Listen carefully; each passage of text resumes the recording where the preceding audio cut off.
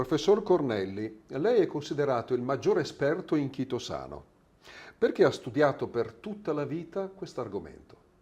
Perché era una fibra naturale, cationika, e quindi unica nel suo genere, ed era la fibra più frequente che troviamo nel regno animale, no? Così come la cellulosa è il polimero più importante per quanto riguarda il regno vegetale, il chitosano, che poi è un derivato della chitina, è la fibra cationika più importante che esista, con due caratteristiche fondamentali.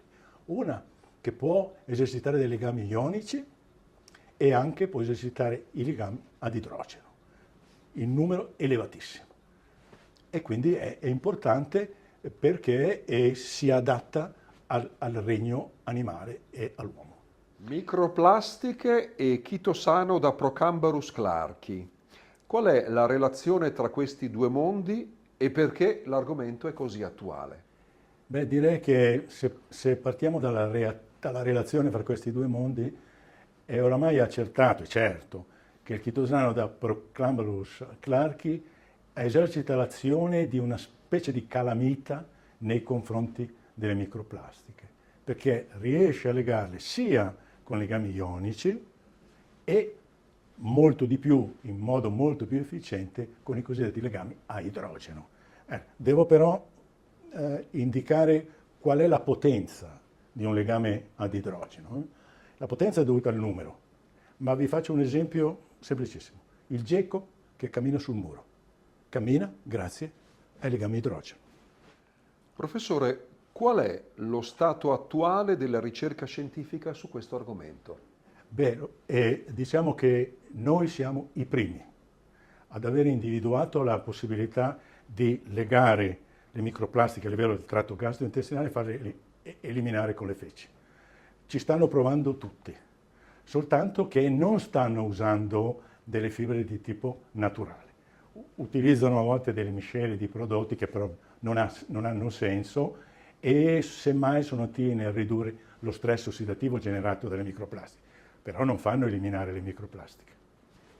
E a questo proposito, professore, esiste una soluzione naturale per l'eliminazione delle microplastiche dal corpo umano?